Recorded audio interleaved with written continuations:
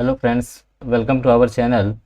दोस्तों, जैसा कि आपको पता है, अपना जो राजस्थान का शैक्षिक परिदृश्य चल रहा था, जो अपनी डेली आपकी 7 PM पे डेली क्लास होती है, उसमें अपन जैसे आपके सूचना तकनीकी हो गया, इसके अलावा शैक्षिक परिदृश्य है, या फिर आपका जो भी NCERT की जो बुक्स है उनका सॉल्यूशन अपना चल रहा था।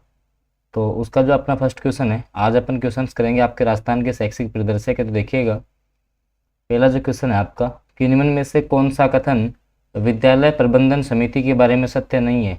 आपको SMC जो है आपकी स्कूल मैनेजमेंट कमेटी, उसके बारे में चार चार कथन आपको दिए गए हैं।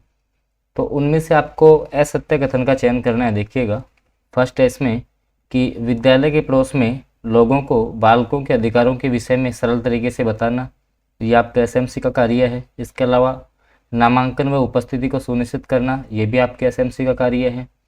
विद्यालय में जो आपका लंच टाइम है उसमें भोजन योजना का प्रबंधन करना, ये भी आपके SMC का कार्य है। जबकि अध्यापक प्रशिक्षण की योजना, ये आपका किसी भी जो विद्यालय की प्रबंधन समिति होती है कि अध्यापक को वहाँ प्रशिक्षण दिया जाए, ये योजना उसके द्वारा तैयार नहीं की जाती है। तो ये इसमें गलत हो जाएगा, क्योंकि आपको इसमें असत्य का चयन करना था।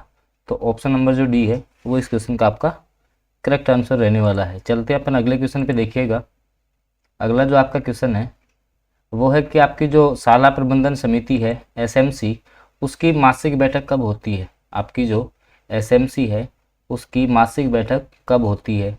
द्वितीय शनिवार को, चौथे शनिवार को, पूर्णिमा को, या अमावस्या को? तो आपको बताना है कि आपकी जो SMC है इसकी जो बैठक है वो प्रत्येक माह कब होती है।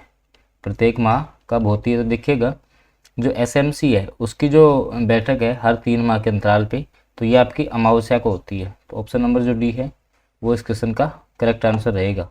चलते अपन अगले क्वेश्चन पे। देखिएगा, अगला जो आपका क्वेश्चन है कि शिक्षा का अधिकार अधिनियम जो आपका RT एक्ट 2009 है उससे संबंधित क्वेश्चन है कि उसकी जो धारा 29I के तहत राज्य की घोषित शैक्षिक प्राधिकारी संस्था कौन सी है? आपका माध्यमिक शिक्षा बोर्ड है। इसके अलावा आपका जैसे SIERT है, या जिसका आपका नाम RSCERT कर दिया अभी फ़िलहाल में। इसके अलावा आपका सर्व शिक्षा अभियान है, या राष्ट्रीय माध्यमिक शिक्षा अभियान है। तो देखिएगा कि किसी भी राज्य की जो, अब जैसे अपन राजस्थान के संदर्भ में बात करें, तो जो आपकी सर्वोच्च संस्था है शैक्षणिक मामले में वो आपकी RSCERT उदयपुर है। ठीक है, तो ऑप्शन नंबर जो बी है वो इस क्वेश्चन का करेक्ट आंसर हो जाएगा। हालांकि जो शैक्षिक परिदर्शक की अपनी नोट्स फॉर्मेट में क्लास थी, उनके वीडियो भी आपको प्लेलिस्ट में मिल जाएंगे, तो एक बार जाके आप वो भी देख सकते हो। इसके बाद देखिएगा, अगले क्वेश्चन पे अपन चलते हैं।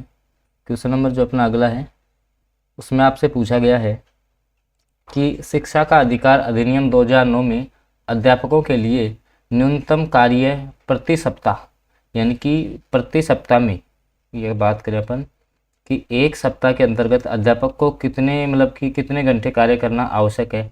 और ये वाला जो क्वेश्चन है आपका वो रीट 2021 में पूछा जा चुका है। इसके अलावा ये आपका रीट 2022 में पूछा जा चुका है, और इससे पहले भी जो भी आपकी टीचर की एग्ज़ाम हुई है बार बार इस क्वेश्चन को पूछा जाता है। ऑप्शन देखिएगा कि 35 घंटे होने चाहिए, 40, 45, या 45 घंटे, या 45 घंटे शिक्षण व तैयारी के घंटे। अब ऑप्शन आपको इस प्रकार से दे दिए कि भाई 35 शिक्षण घंटे और तैयारी के घंटे अलग से। तो ध्यान रखना, इसमें आपके जो 45 है वो शिक्षण के घंटे होने चाहिए। ठीक है, 45। तो ऑप्शन नंबर जो सी है वो करेक्ट हो जाएगा। कहने का मतलब कि 7 दिन में है ना, किसी भी टीचर की 45 घंटे की क्लास आवश्यक है। 45 आवर्स की क्लास प्रति सप्ताह में आवश्यक है। चलते अपन अगले क्वेश्चन पे। देखिएगा, अगला जो आपका क्वेश्चन है वो है आपका जो RT एक्ट 2009 है उसके संदर्भ में आपसे क्वेश्चन है कि जो निःशुल्क और अनिवार्य शिक्षा अधिकार अधिनियम है वो अधिनियमित किया गया किसके द्वारा, ये लागू किया गया। तो कोई भी जो आपका अधिकार है, अगर जैसे मान लो, तो वो आपकी संसद के द्वारा लागू होगा। किसके द्वारा? आपकी संसद के द्वारा, क्योंकि वो एक विधेयक बन के पहले एक सदन में जाएगा, उसके बाद दूसरे सदन में, और फिर राष्ट्रपति की जब सहमति बन जाती है तो उसको फिर कानून बना दिया जाता है। तो इसी प्रकार से जो आपका RT एक्ट है, आपका RT एक्ट 2009 है, उसको कब अधिनियमित किया गया? तो भारत की संसद द्वारा। किसके द्वारा? भारत की संसद के द्वारा। फिर अलग अलग राज्यों ने इसको अपनाया था। चलते हैं अपन अगले क्वेश्चन पे। तो ये वाला जो क्वेश्चन है इसका आपका सी जो आंसर है वो आपका राइट रहने वाला है। चलते हैं अगले क्वेश्चन पे, देखिएगा। अगला जो आपका क्वेश्चन है वो आपका एसएमसी से संबंधित है, क्योंकि अब जो सारे क्वेश्चन आ रहे हैं वो आपकी एसएमसी के आ रहे हैं। देखिएगा कि स्कूल प्रबंध समिति के सदस्य होते हैं एक को छोड़कर, मतलब कि इनमें से कौन सा नहीं होता। देखिएगा जो भी आपकी एसएमसी है उसमें कौन कौन से मेंबर होते हैं। तो स्कूल में पढ़ने वाले छात्राओं के जो माता पिता है, अभिभावक हैं, वो इसके सदस्य होते हैं। इसके अलावा स्कूल में जो कार्यरत शिक्षक है या स्थानीय पदाधिकारी है, जैसे मान लो कि आपकी ग्रामीण क्षेत्र की स्कूल है तो वहाँ जो संबंधित वार्ड है उससे निर्वाचित सदस्य एसएमसी के सदस्य होंगे। शिक्षा मंत्री आपका एसएमसी का सदस्य नहीं होता है, शिक्षा मंत्री आपका एसएमसी का सदस्य नहीं होगा। तो ऑप्शन सी आपका इनकरेक्ट हो जाएगा। आपसे यही पूछा है कि एक को छोड़कर कौन से सारे सदस्य हैं, तो शिक्षा मंत्री जो है वो आपका एसएमसी का, क्योंकि आपको पता है ये आपकी विद्यालय स्तर की संस्था है, ठीक है, विद्यालय स्तर पर इसका गठन किया जाता है, तो इसमें फिर शिक्षा मंत्री का कोई रोल नहीं आएगा। तो ऑप्शन जो सी है वो आपका इस क्वेश्चन का करेक्ट आंसर रहने वाला है। चलते हैं अपन अगले क्वेश्चन पे, देखिएगा। अगला जो आपका क्वेश्चन है उसको अपन देखते हैं। देखिएगा कि बालकों का निःशुल्क और जो अनिवार्य शिक्षा का अधिकार अधिनियम 2009, जिसमें भी कि आपका 2017 में संशोधन हुआ है, उसके अनुसार एक अध्यापक जो 31 मार्च 2015 को नियुक्त या कार्यरत है न्यूनतम योग्यता नहीं रखता, तो ऐसी योग्यता मतलब कि कितने समय में उसको ब्रिज कोर्स के द्वारा अर्जित करनी होगी। जैसे मान लो किसी टीचर के पास न्यूनतम योग्यता नहीं है और पहले से काम कर रहा है, तो उसको क्या ब्रिज कोर्स करना पड़ेगा। तो उसकी अवधि कितनी निर्धारित की गई है, तो इसमें आपकी 5 वर्ष निर्धारित की गई है अवधि। कितने वर्ष? 5 वर्ष में आपको उसमें जो भी आपकी योग्यता है वो न्यूनतम योग्यता आपको धारण करनी पड़ेगी। तो ऑप्शन नंबर जो ए है वो इस क्वेश्चन का आपका करेक्ट आंसर रहेगा। चलते हैं अपन अगले क्वेश्चन पे, देखिएगा।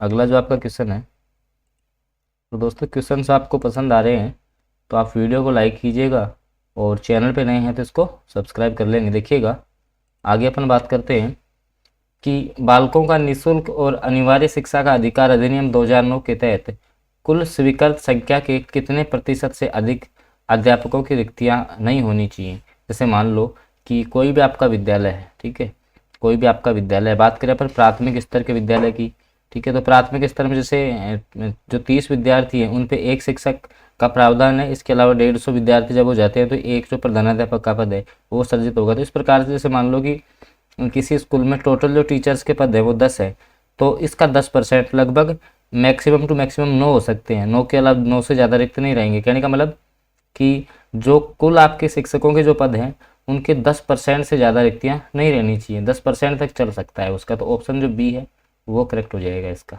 ठीक है। क्योंकि मैंने आपको एग्जाम्पल के द्वारा समझा दिया है। जैसे मान लो 10 शिक्षक है ना, किसी विद्यालय के लिए स्वीकृत 10 शिक्षक है विद्यार्थियों के अनुपात के आधार पे, तो उसमें 9 चल सकते हैं, लास्ट 9 शिक्षक चल सकते हैं 10 की जगह। तो मतलब 10% रिक्तियाँ आपकी रह सकती हैं इसमें।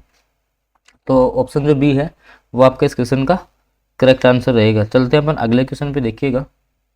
अगला जो आपका क्वेश्चन है कि आपको बताना है बालकों का निःशुल्क और जो अनिवार्य शिक्षा का अधिकार है उसके तहत 6ठी कक्षा से 8वीं कक्षा के लिए एक शैक्षणिक वर्ष में न्यूनतम शिक्षण घंटे क्या हैं। अब देखो बात की गई है किसकी, अब जब 1 से 5 तक की बात की जाती है, जब आपकी 1 से 5 तक की बात की जाती है तो उसमें आ जाते हैं कितने, 800। कितने आते हैं, 800। कब आपका राइट आंसर होता, जब क्लास 1 से 5 तक की बात की जाती, क्लास 1 से 5 तक की बात की जाती। जब 6 से 8 की बात की जाएगी तो आपके हो जाएंगे 1000 घंटे। एक जो आपका शैक्षणिक वर्ष है उसमें आपके 1000 घंटे होने चाहिए। तो ऑप्शन जो बी है वो आपका करेक्ट आंसर रहेगा। चलते हैं अपन अगले क्वेश्चन पे, देखिएगा। आपका जो अगला क्वेश्चन है वो अपन देख लेते हैं। और वीडियो आपको पसंद आ रहा है तो आप इसको लाइक ज़रूर करेंगे, और चैनल पे आप फर्स्ट बार जुड़े हैं तो आप इसको सब्सक्राइब भी कर लेंगे, और साथ में बेल आइकन के चिन्ह को जरूर प्रेस कर लेना ताकि आगामी जो वीडियो है उसकी नोटिफिकेशन सबसे पहले आपके पास पहुंचे। देखिएगा अगला जो आपका क्वेश्चन है कि वो ये आपका आरटी एक्ट से संबंधित है, कि वो जो क्वेश्चन है, क्योंकि ये जो सारे क्वेश्चन आपके आरटी एक्ट के आ रहे हैं, ठीक है। पहले अपने एसएमसी के आए, फिर एसडीएमसी के आए, हालांकि एसडीएमसी के क्वेश्चन आगे भी हैं, देखिएगा।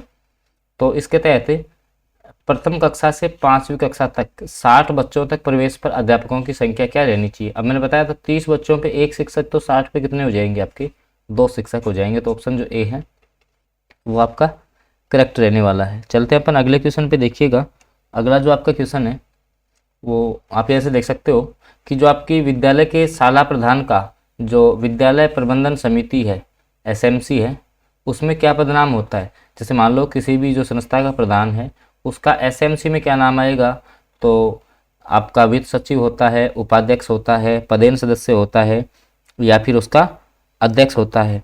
तो ये आपका होता है उसका पदेन सदस्य सचिव। ध्यान रखना, जो सचिव बोलते हैं वो अपन जो किसी भी संस्था का प्रधान, एसएमसी का आपका सचिव कहलाएगा। तो ऑप्शन जो बी है वो आपका इस क्वेश्चन का करेक्ट आंसर रहेगा। चलते हैं अपन अगले क्वेश्चन पे। देखिएगा अगला जो आपका क्वेश्चन है इसमें आपसे पूछा गया है कि बालकों का निःशुल्क और अनिवार्य शिक्षा का अधिकार अधिनियम 2009 में ऐसे बालक जो अनुसूचित जाति, अनुसूचित जनजाति, विकलांग, सामाजिक और शैक्षिक पिछड़ा वर्ग और ऐसे ही अन्य समूह से संबंधित है, परिभाषित है। मतलब कि उन बालकों को क्या कहा जाता है, विशिष्ट पिछड़ा वर्ग के बालक, या गरीबी रेखा से नीचे हो तो आपका बीपीएल हो गया, आर्थिक पिछड़ा वर्ग हो गया, या असुविधाग्रस्त समूह में, या जिनका दूसरा नाम है जो वंचित ग्रुप है आपके। ठीक है, तो जैसे मान लो कि जो भी आपके आरटी एक्ट में जो ये बच्चे आ रहे हैं, कौन कौन से आपके, जैसे एससी के हैं, एसटी के हैं, विकलांग है, सामाजिक या शैक्षिक रूप से पिछड़े हुए हैं, तो ऐसे समूह के जो बच्चे हैं उनको अपन असुविधाग्रस्त बालक बोलते हैं। तो ऑप्शन जो डी है वो आपका इस क्वेश्चन का करेक्ट आंसर रहने वाला है। चलते हैं अपन अगले क्वेश्चन पे। देखिएगा और दोस्तों क्वेश्चन आपको पसंद आ रहे हैं तो आप वीडियो को लाइक कीजिएगा, और चैनल पे नए हैं तो आप सब्सक्राइब कर लेंगे, क्योंकि डेली बेसिस पे आपको यहाँ पे क्लासें रेगुलर मिलती हैं। और इसके अलावा जैसे आपका जो रीड 70 दिन 70 क्लासेज के नाम से अपनी डेली एक क्लास होती है, जहाँ से 1 से 2 क्वेश्चन आपको एग्जाम में देखने को मिलेंगे। और इसके अलावा अपन बात करें डेली अपनी जो 5 PM पे क्लास होती है, जो भी आपके 2021-22 में क्वेश्चंस पूछे गए हैं, प्रीवियस ईयर की जो भी कर्मचारी चयन बोर्ड ने जो आपसे क्वेश्चन पूछे हैं जो 2021-22 के एग्जाम में, जो कि आने वाले एग्जाम के लिए आपके लिए इम्पोर्टेंट है, तो उनका डिस्कस भी अपन करते हैं। तो वो क्लास भी आप जरूर अटेंड करें। देखिएगा अगले क्वेश्चन के अपन बात कर लेते हैं कि बालकों का निःशुल्क और अनिवार्य शिक्षा का अधिकार अधिनियम 2009 के तहत एक 6 वर्ष से अधिक उम्र का बालक जो किसी स्कूल में प्रवेशित नहीं रहा, ऐसे बालक को किस कक्षा में प्रवेशित किया जाएगा।